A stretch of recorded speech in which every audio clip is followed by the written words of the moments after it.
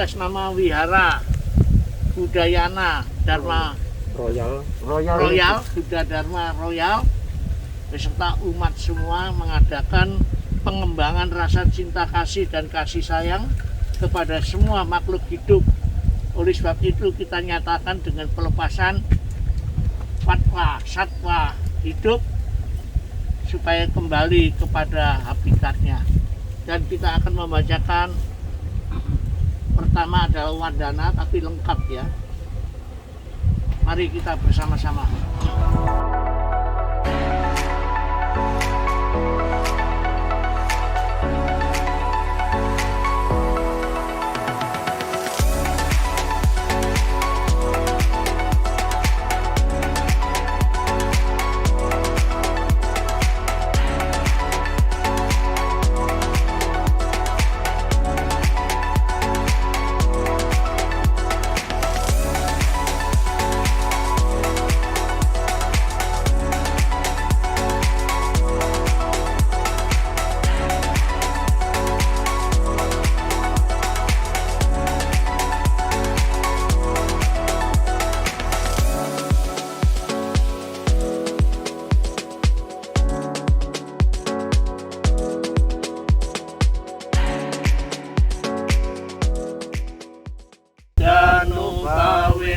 Sadasoti bawantu te bawantu sabda manggalang rakantu sabda dewata sabda dhammanupawena sadasoti bawantu te bawantu sabda manggalang rakantu sabda dewata sabda sangganupawena sadasoti bawantu te.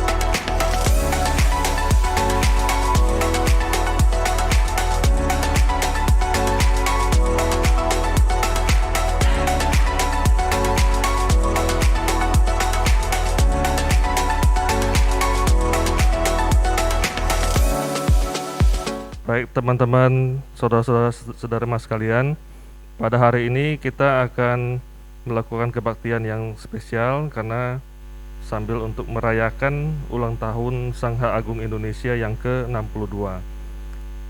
Para umat dipersilakan untuk berdiri saling berhadapan.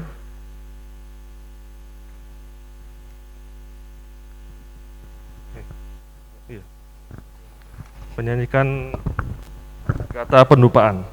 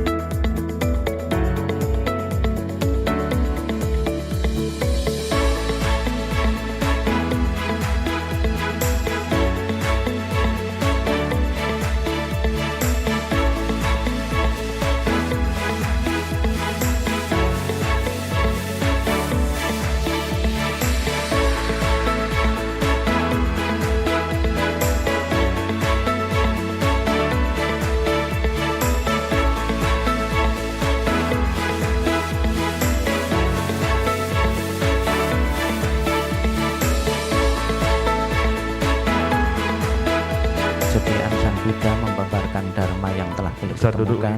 Beliau mengatakan terbukalah pintu kehidupan abadi bagi mereka yang mau mendengar dan mempunyai keyakinan.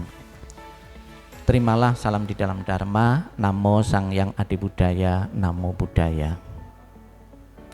Yang saya hormati Yang Arya Bante Prinardi Mahatera selaku guru kami. Yang saya hormati pemimpin Puja Bakti. Yang saya hormati Ketua Sidi, ya. Yang saya hormati Bapak Irwan Ponto, dan yang saya hormati Ketua Wihara di Wihara Royal ini, dan segenap umat Buddha, para simpatisan, para upasaka dan upasika yang berkenan hadir dalam acara function dan ulang tahun Sangga Agung Indonesia yang ke-62. Bapak Ibu saudara sekalian yang berbahagia, kita berkumpul kembali, mungkin beberapa bulan ya kita tidak pernah kumpul seperti saat ini karena karma baik dan kondisi, dan juga karena acara function dan ulang tahun ini kita bisa berkumpul. Sekalipun yang hadir tidak maksimal ya, mungkin undangan yang disebar cukup banyak, namun karena masih pandemik kita menjaga diri ya. Bapak Ibu sekalian yang saya hormati, yang pertama saya ingin membahas menyinggung tentang function. Function ini menjadi acara rutin di wihara-wihara, khususnya di wihara-wihara yang di kota ya. Sebab di wihara-wihara di desa itu saya jarang menemukan ada acara function. Di kota ada yang 1 bulan sekali, ada yang setahun sekali, pas menjelang Waisak itu wihara mengadakan acara function atau melepas satwa yang terbelenggu di habitatnya, di tempat yang lebih aman lagi untuk berkembang biak. Kita melakukan function ini tentunya kita merasakan dan ingin mendapatkan beberapa hal positif dari kegiatan function ini, baik kegiatan yang bermanfaat untuk diri kita, untuk pribadi, maupun bermanfaat bagi secara umum. Disebutkan di dalam teori Dhamma, manfaat function salah satunya kita akan memperoleh kesehatan, kita akan memperoleh umur panjang. Apakah ada cerita yang betul-betul nyata bahwa kegiatan melepas satwa, kegiatan menolong makhluk hidup itu bisa menyebabkan seseorang itu berumur panjang? Ada cerita di dalam cerita Buddhis yang bisa menginspirasi bagi umat Buddha untuk selalu menolong, untuk selalu membantu meringankan beban penderitaan nyawa-nyawa atau makhluk-makhluk dalam kondisi terancam jiwanya. Di dalam salah satu cerita Buddhis, mungkin Bapak Ibu juga pernah membaca dalam cerita Buddhis karena buku ini juga sudah populer di kalangan umat Buddha. Diceritakan ada seorang samanera tinggal di wihara. Ada seorang samanera ini mungkin di wihara ini sakit-sakitan. Kemudian diprediksi, diramal oleh gurunya. Nah, usianya cuma 7 hari lagi akan mati, akan meninggal. Kemudian gurunya ini mempunyai pertimbangan, biarlah Samana-iri mati di tengah-tengah keluarga. Kemudian gurunya ini menyuruh Samanera yang sakit-sakitan itu pulang ke rumah. Dah biarlah Samanera itu meninggal di tengah-tengah keluarga gitu. Kemudian diizinkan Samanera, kamu izinkan kamu pulang nengok orang tuamu, pulang ke rumahmu ya. Nanti hari ke-8 kamu pulang ya. Hari ke-8 kamu pulang. Kemudian Samanera itu pulang ke rumah. Kemudian hari hari ke-8 kok betul Samanera ini kok pulang, gurunya kaget. Mestinya Samanera itu sudah mati kemarin karena usianya cuma 7 hari lagi ya. Sudah mati kemarin. Kemudian gurunya itu bertanya, Samanera, kamu selama perjalanan pulang, apa yang kamu lakukan? Kamu melakukan apa? Oh Bante atau guru, Saya di saat pulang itu menolong semut-semut yang hanyut, mau hanyut ya. Di sungai itu saya tolong, ada ratusan semut. Itu saya bantu, saya seberangkan ya. Karena kebajikan yang kamu lakukan itulah kamu bisa selamat, mestinya kamu sudah mati kemarin ya. Itulah salah satu contoh menyelamatkan makhluk hidup ya. Semut-semut ya, itu bisa memperpanjang usia ya. Ini yang pertama. Ada cerita yang lain lagi, seseorang itu bisa panjang usianya itu dengan menengok orang sakit, membesuk orang sakit ya. Jadi ada satu ketika ada seseorang ketika mau diambil nyawanya ini sedang membesuk orang sakit ya. Nah, malaikatnya, loh kok kosong rumahnya? Oh ternyata sedang membesuk orang sakit ini. Berarti menjabut nyawanya itu ditunda ya. Orang yang membesuk orang sakit, ada cerita juga, itu bisa memperpanjang usia seseorang ya. Kemudian juga kita sering mengenal juga dalam teori Dhamma, orang yang suka membagi-bagi obat ya, obat-obatan kepada orang-orang yang sakit, ya orang-orang yang tua, itu juga bisa menambah usia panjang atau bisa kita memperoleh kesehatan yang prima ya. Bapak Ibu sekalian yang saya hormati, ada beberapa hal yang perlu kita pertimbangkan di saat kita melepas satwa ya, agar pelepasan satwa itu bisa sempurna. Kalau tidak sempurna 100%, yang mendekati sempurna ya. Beberapa hal itu, yang pertama, di saat kita membeli ya, di saat kita membeli hewan atau binatang, itu jangan beli di tempat yang sama. Misalnya saja di pasar ini, nanti beli di tempat yang sama, nanti di tempat itu dijadikan tempat untuk jualan makhluk-makhluk hidup ya, itu ya. Kemudian juga jangan membeli hewan dan binatang yang sama.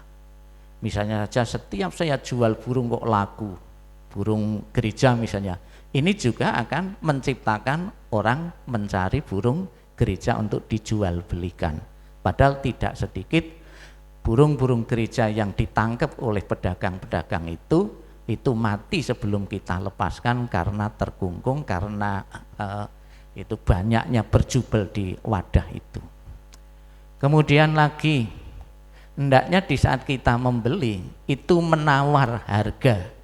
Jangan kita nuruti maunya pedagang, maunya bagul itu, dengan harapan, dengan tujuan kita akan mendapatkan hewan dan binatang lebih banyak lagi apabila kita tawar. Berbeda kita nurut harganya mereka saja. Oh, enggak boleh ditawar kalau mau di function itu. Nah, kita jangan nurut, kita tawar biar mendapatkan sebanyak-banyaknya, jadi sebanyak mungkin makhluk-makhluk yang bisa kita selamatkan. Kemudian kalau ada beberapa jenis, misalnya ada burung, ada lele, ada ikan yang lain, uang yang kita miliki hendaknya bisa membeli sebanyak mungkin spesies, sebanyak mungkin macam-macam hewan dan binatang di situ. Karena lebih banyak juga jenis makhluk yang bisa kita selamatkan juga. Ya, itu. Kemudian juga tentunya kita mempertimbangkan wadah yang kita gunakan untuk mengangkut itu jangan terlalu kecil, terus hewannya itu terlalu banyak, tentunya juga mati sebelum kita lepaskan. Kemudian ada juga yang sering bertanya di kalangan umat Buddha tentang wangsen ini, apakah harus mengundang biku, apakah harus membaca parita atau doa bante? Sebenarnya tidak ada keharusan, cukup misalnya saja tidak sempat mengundang biku atau mengundang rohaniwan para romo atau teman-teman, beli ya. Kemudian kita lepas, semoga semua makhluk hidup berbahagia, itu sudah cukup.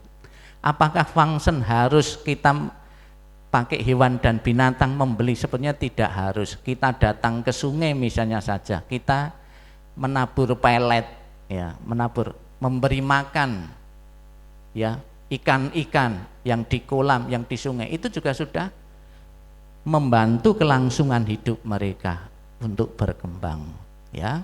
Jadi banyak hal-hal yang perlu diketahui oleh umat Buddha tentang function ini. Kemudian ada juga sugesti di kalangan umat Buddha di saat function. Ada memilih hewan atau ikan tertentu dengan satu sugesti, misalnya demikian. Kamu punya masalah banyak, kemudian ada yang menyarankan biar masalahmu cepat selesai, cepat lepas belut. Karena belut itu dipegang kan susah itu kan itu. Melepaskan diri dari masalah-masalah. Kemudian ada lagi keluarga yang operasi, ya, operasi. Wah, ini operasinya berat ini, ya. Kemudian sebelum operasi keluarganya ada yang melepas satwa dengan pertimbangan yang dioperasi itu biar mempunyai umur panjang dengan kebajikan itu, ya. Ya, jadi ada beberapa hal. Namun saya juga pernah menemui juga Bapak Ibu, ada suaminya itu sakit kanker, udah kanker parah gitu loh. Dia function lele. Banyak sekali, bukan cuma 1 kilo 2 kilo itu loh, beberapa kilo itu dan beberapa kali itu, ya beberapa kintal itu saya pernah melayani seperti itu. Akhirnya suaminya kan sudah begitu parah ya tetap meninggal juga, ya. Saya mengatakan bukan berarti kebajikan yang kamu perbuat ini tidak ada nilai manfaat, tetap ada nilai manfaat. Dalam kelahiran yang akan datang kebajikan ini pun juga akan mengikutimu, ya. Jadi Bapak Ibu sekalian, silahkan Bapak Ibu melatih mengembangkan welas asih dan cinta kasih, salah satunya dengan function, namun juga tidak terbatas dengan function, dengan meditasi yang paling dekat. Di saat meditasi ini misalnya saja, biasanya kalau kita berpikir meditasi semoga saya baik, semoga saya bahagia, kita rubah semoga lingkungan sekitarku. Jadi orang lain dulu yang didoakan, bukan diriku itu kan mengembangkan keakuan, ya itu. Semoga teman-teman sedharma di lingkungan yang terdekatku, di kanan kiriku itu berbahagia. Itu jauh lebih memuaskan daripada kita berpikir tentang aku, ya. Itu. Kemudian Bapak Ibu saudara sekalian, pada kesempatan ini saya mengucapkan terima kasih karena wihara ini telah merespon apa yang menjadi anjuran dari Sangga Agung Indonesia Pusat, yaitu ikut merayakan ulang tahun Sangga Agung Indonesia yang ke-62.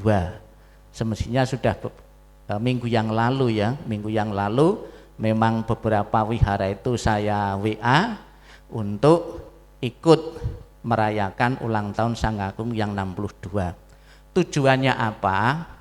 Ini adalah sebagai salah satu cara untuk menjaga, menjalin ikatan emosional wihara-wihara binaan Sangga Agung dan Budayana dengan Sangga Agung Indonesia. Ya, menjalin ikatan emosional. Kita tahu bahwa di dalam Trisarana, ya, salah satu hal yang wajib bagi umat Buddha itu berlindung kepada Buddha, Dharma, dan Sangga. Dalam hal ini Sangga yang membimbing Anda wihara ini adalah Sangga Agung Indonesia, ya. Sangga itu apa? Mungkin bagi yang masih awam belum. Sangga adalah kumpulan para biku, ya. Ada yang mengatakan dalam teori dalam Buddhis itu Sangga adalah organisasi pertama, ya, organisasi pertama di dunia Buddhis yang pertama, karena Sang Buddha begitu mencapai 5 biku kemudian membentuk Sangga, ya, organisasi pertama. Sebetulnya istilah Sangga itu sudah ada sebelum agama Buddha itu sudah ada, yaitu Sang Buddha kepengen mengimpikan ada komunitas yang ideal yang sudah mencapai kesucian. Sebetulnya dalam arti luas itu bukan hanya lingkungan biku saja, orang-orang suci sebelum ada agama Buddha itu sudah ada. Kemudian Sang Buddha pun juga mengadopsi, mungkin mengadopsi komunitas ideal ini, kemudian dibentuk Sangga, yaitu Sangga Biku ini, ya. Sangga Biku atau kumpulan para biku di Indonesia ini di Sangga Agung ini adalah yang tertua dibandingkan sangga-sangga yang lain, sudah 62 tahun ya. Bante Asin membentuk Sangga Agung Indonesia bersama 5 biku. Kemudian sebelum Sangga Agung, istilah Sangga Agung sebetulnya bukan istilah Bante Asin, itu adalah dari Departemen Agama ya. Dulu ada Sangga Suci, kemudian Sangga Mahayana. Karena ketidakharmonisan kemudian turun tangan dari Departemen Agama, kemudian ada istilah Sangga Agung itu sampai sekarang. Perkembangan Sangga Agung Indonesia dalam usia 62 tahun ini sangat menggembirakan sekali. Kita mempunyai anggota saat ini 163 biku seluruh Indonesia. Ini juga termasuk biku yang paling banyak di antara sangga-sangga yang lain. Ini menunjukkan bahwa Sangga Agung Indonesia berkembang pesat. Ini belum termasuk para samanera ya. Ada beberapa wihara-wihara yang di situ ada universitasnya, seperti Ampel itu mempunyai beberapa samanera. Kemudian di Lampung itu mempunyai beberapa samanera-samanera. Dan juga dari kualitas ya, anggota Sangga Agung itu semakin meningkat. Kalau dulu masuk sangga itu tidak harus sarjana, sekarang kebanyakan S1, S2 itu banyak sekali. Artinya juga Sangga Agung bisa mengikuti perkembangan zaman. Jangan sampai umat S1, S2 bikunya ternyata malah tidak seperti itu. Sekalipun tingkat kesucian seseorang itu tidak dipengaruhi oleh intelektual seseorang, tidak selamanya seperti itu ya. Itu. Bapak Ibu saudara sekalian yang saya hormati, saya sebagai salah satu anggota sangga, saya merasa bangga dan merasa beruntung karena di dalam Sangga Agung Indonesia ini kita bisa belajar dari 3 tradisi yang berbeda. Kita diajari untuk menerima 3 tradisi yang berbeda. Tidak semua orang itu bisa menerima 3 tradisi, tidak semua. Kalau seringnya dipelajari satu tradisi, kecenderungan pikiran seseorang yang menerima satu pola saja ya. Berbeda kalau kita sering membaca tradisi Mahayana, Theravada ya Tantra, pikiran kita sudah terbiasa menerima perbedaan penafsiran dari beberapa tradisi itu. Maka saya harapkan segenap umat Budayana dan binaan Sangga Agung belajarlah dari 3 tradisi. Jadi masing-masing tradisi itu mempunyai keindahan-keindahan sendiri. Maka di Wihara Sangga Agung dan Budayana itu ada jadwal kebaktian Mahayana, Theravada dan Tantra. Silahkan Anda mengembangkan tanpa terbelenggu, tanpa menyimpulkan aliran ini saja, tradisi ini saja yang benar, yang lain salah ya. Masing-masing mempunyai kecenderungan ya. Itu silahkan Bapak Ibu berlatih memperbesar Sangga Agung Indonesia. Sangga Agung Indonesia sampai usia 62 tahun ini tentunya karena loyalitas dari para anggotanya, karena bakti para umat Buddha binaan Sangga Agung ya. Kalau sangga tidak diloyali anggotanya maupun para umatnya, itu tidak akan bertahan lama. Contohnya apa? Sangga Bikuni Theravada itu tidak akan bertahan lama, itu sekarang sudah lenyap. Sangga Bikuni Theravada kenapa bisa lenyap? Karena tidak ada loyalitas dari anggota, bisa juga tidak ada loyalitas bakti dari umatnya, dan juga tidak bisa beradaptasi dengan zaman ya. Sangga pun juga harus beradaptasi dengan zaman, apapun kalau mau bertahan ya tetap harus beradaptasi ya. Terima kasih kesetiaan bakti yang telah ditunjukkan oleh umat Buddha khususnya binaan Sangga Agung dan Budayana untuk ya membantu besarnya Sangga Agung Indonesia yang saat ini sudah berusia 62 tahun. Semoga Sangga Agung Indonesia tetap menjadi tempat untuk membina diri dan kita bisa merealisasi nibbana dengan secepatnya. Sabi sata bawantu sukitata, semoga semua makhluk hidup berbahagia dan sejahtera. Sadu, sadu, sadu.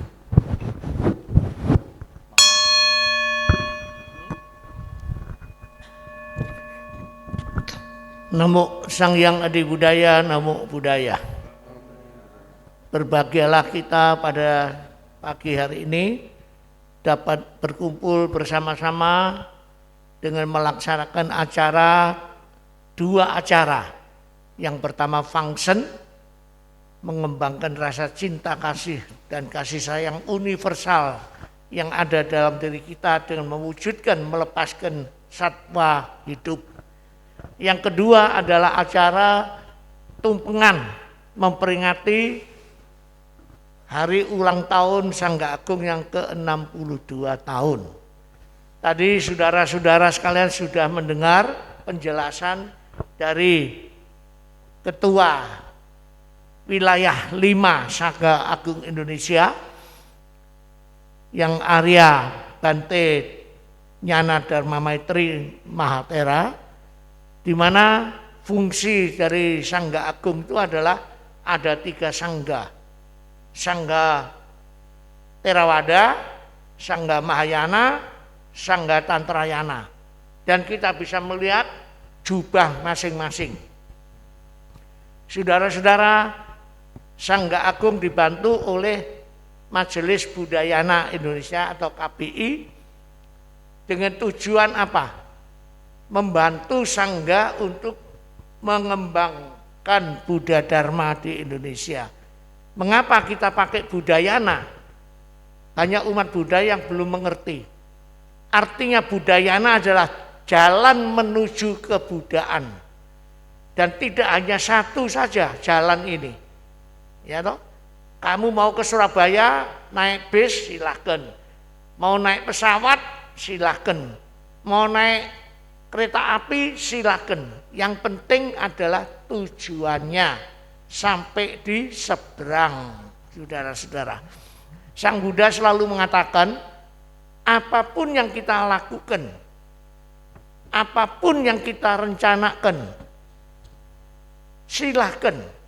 Asalkan apa yang kita lakukan dan kita rencanakan itu didasari oleh pengertian benar, pikiran benar.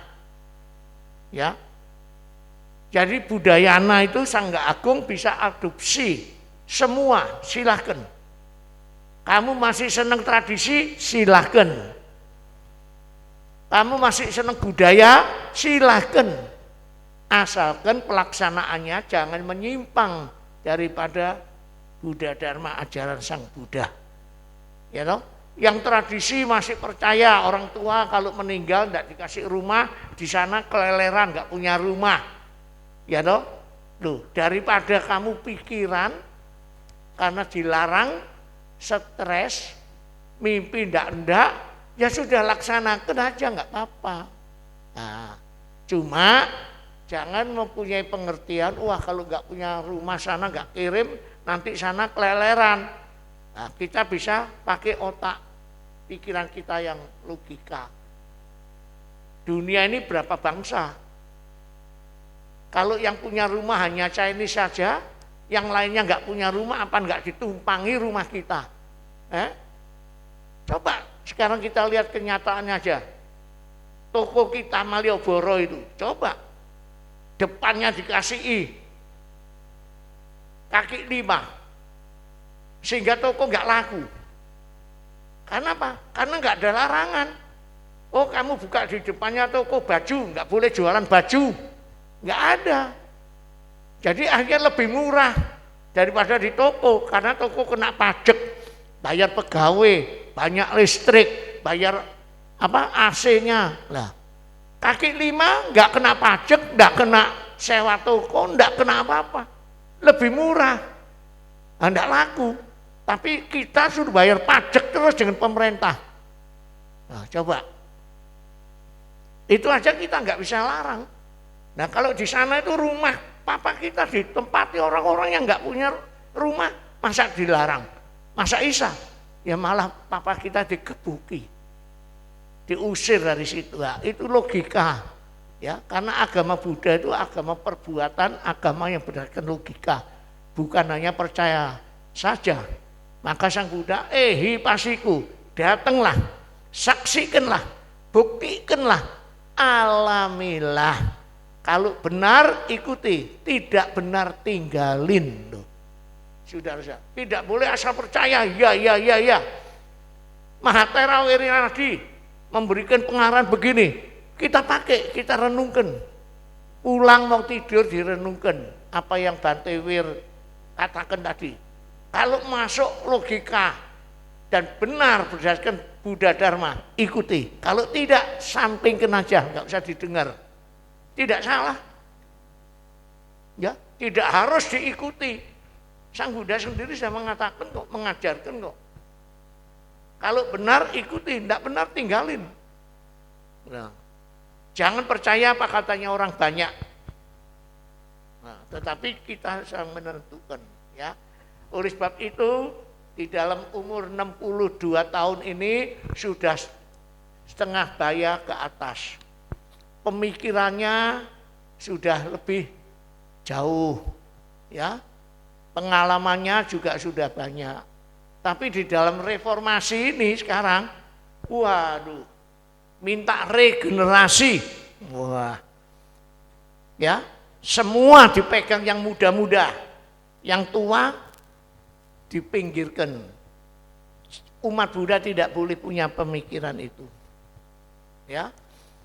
Nanti kalau dipimpin yang muda-muda seneng baik, tapi cara berpikirnya sudah beda dengan yang tua. Sehingga di mana-mana banyak persoalanan. Wihara satu pun yang dulu tua-tua disingkirkan, ganti yang muda-muda. Nah, sekarang mau ngikuti acara-acara yang menarik umat sekarang. Banyak yang usul dengan saya. Bante, cara kita ini baca parita, meditasi ini, semu, bosen Bante. Ayo kita adakan, ayo. Seperti lain-lainnya itu. Kita ajak mereka piknik kemana, nanti kita adakan retreat ini, itu, waduh. Silahkan mereka. Ya, yang baik ya kita tiru, yang tidak baik jangan. Itu yang diajarkan Sang Buddha. Di Kejawen juga ada. Ingsun mung nyekseni, saya hanya menyaksikan. Ngono ya ngono, aja melu ngono. Ngono ya ngono, kapan aku iso ngono. Jadi kita ini hanya menyaksikan sambil melihat. Oh gitu ya gitu, karena enggak baik, saya enggak akan ikut seperti itu. Oh gitu ya gitu. Baik, kapan aku bisa kayak itu? Loh gitu. Sebetulnya itu yang diajarkan oleh Sang Buddha, ya. Sehingga tidak ada permasalahan antara yang tua dengan yang muda, generasi tua dengan generasi muda. Ini kita bisa melihat di WA, di TV, pergolakan ini, ya. Jangan terlalu, Sang Buddha bilang, ya. Karma itu bukan pasif. Bukan, nerimo wis apa katanya, salah.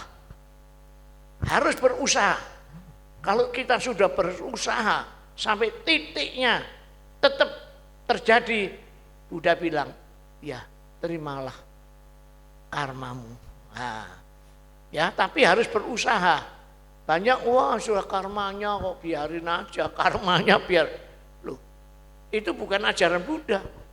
Karma saya enggak makan hari ini lapar loh, karena enggak makan lapar. Loh, cari sebabnya. Sebabnya apa kamu kok hari ini enggak makan? Enggak punya duit Loh, kenapa kamu enggak mau kerja? Enggak ada kerjaan. Nah, kenapa kamu enggak mau minta-minta? Loh. Jadi itu harus ada sebab akibat. Ya, tidak bisa pasrah apa katanya karma. Enggak bisa. Harus berusaha. Ya, tapi kalau sudah berusaha sampai notok terjadi, terimalah karma. Bisa menerima, tapi ada usaha dulu. Makanya saya selalu senang kalau ada dua lagu. Mamaho, tidak ada di dunia orang yang berjasa kecuali ibu kita. Ya, Aipya Cak Eya. Tidak ada kesuksesan tanpa perjuangan. Nah, ya toh, semua harus berjuang, tidak pasif. Nah, cuma yaitu berjuang itu jangan pamrih. Saya berjuang mendirikan wihara, begitu sudah jadi wihara, saya kuasai sampai saya mati. Nah, ya toh, kalau saya di daerah-daerah ada yang ribut, ini bilang sudahlah, mundur aja. Enak loh, jadi umat biasa aja. Tanggung jawab yang enggak ada, paling tanggung jawab kita perbuatan kita. Kalau ini waduh, tanggung jawabnya banyak sekarang, listrik enggak ada uang, harus cari uang. Ya, ada upacara ini enggak ada biaya, harus cari biaya. Sudah cari masih ada omongan yang enggak. Nah, banyak fitnahan, jangan lagi seperti saya, Sang Buddha sendiri difitnah.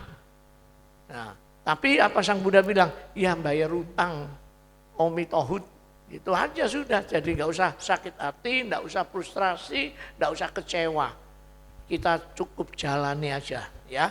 Itulah saudara-saudara, semoga dengan peringatan 62 tahun Sangga Agung Indonesia membawa kebahagiaan, pengembangan dan tingkat kesadaran pengertian kita tentang Buddha Dharma, ajaran guru kita yang maha suci. Sabe sata bawantu sukitata, semoga semua makhluk hidup bahagia bebas dari penderitaan. Sadu, sadu, sadu. Dan selanjutnya nanti saya mohon doa restu. Setelah acara ini saya akan menuju ke Palembang, ya, karena saya sudah janji diminta untuk doa kematian. Kebetulan saya minggu kedua ada di sana. Diminta, akhirnya umat bilang minggu ketiga, keempat, kelima, keenam, sampai ketujuh saya bilang tugasnya biku bukan sembahyang orang mati, melatih diri.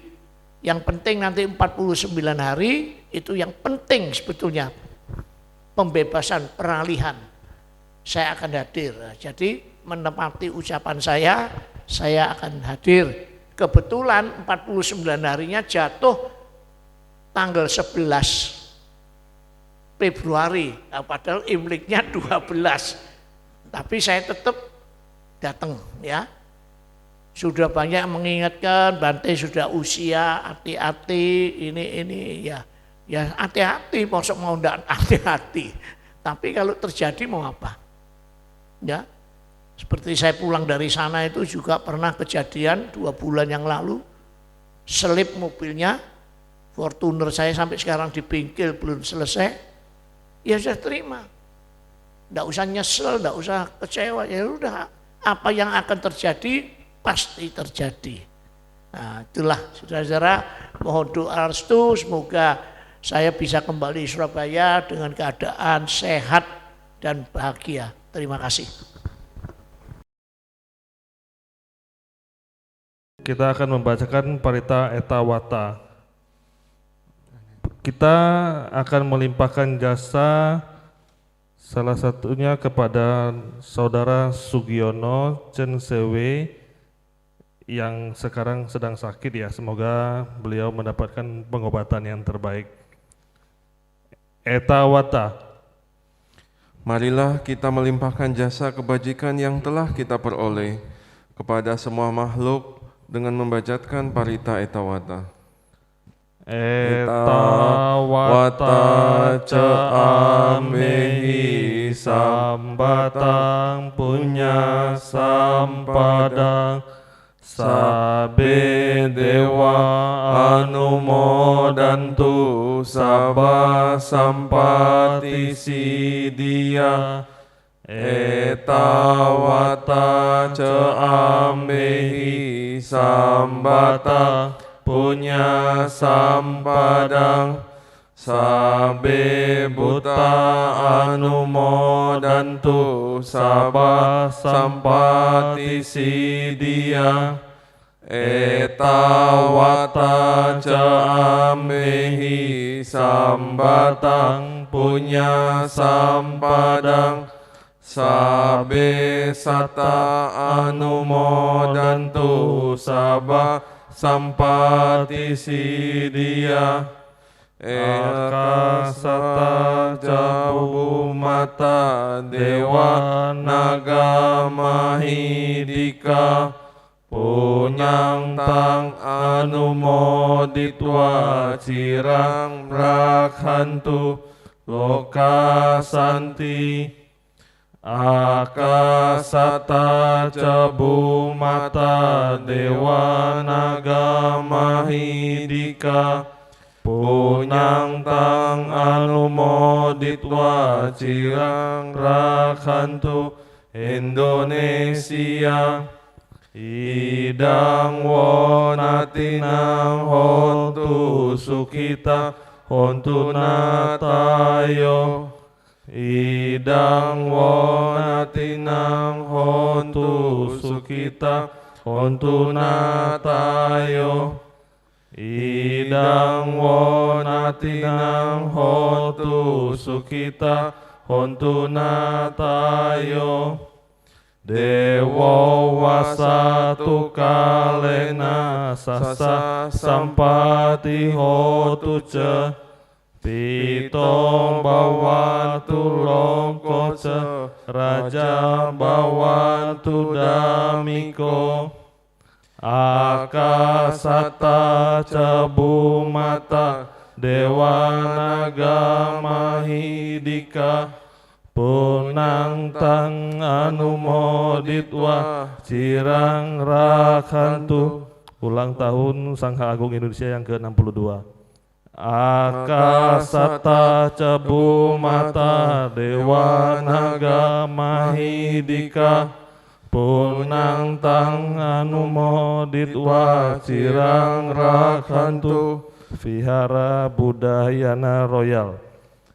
Akasata cabu mata Dewa naga mahidika Punyang tang anumoditwa Cirang rakhantu sasanang Akasata cabu mata Dewa naga mahidika Punang tang anumoditwa Cirang rakhantu desanang Akasata cabu mata Dewa naga mahidika Punang tang anumoditwa Cirang rakhantu. Saudara Sugiono atau Chen Sewi. Akasata cabu mata Dewa naga mahidika Punang tang anumoditwa Cirang rakhantu no guru. Akasata cabu mata Dewa naga mahidika Punyang tang anumoditwa Cirang rakhantu Mang Parangti. Sadu, sadu, sadu.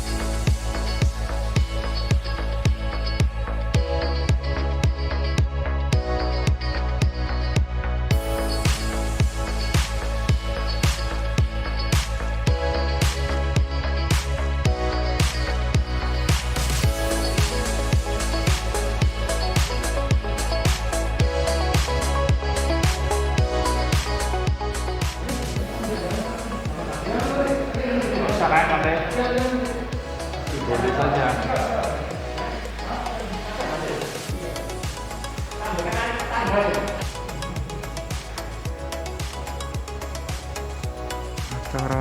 cucian tukang.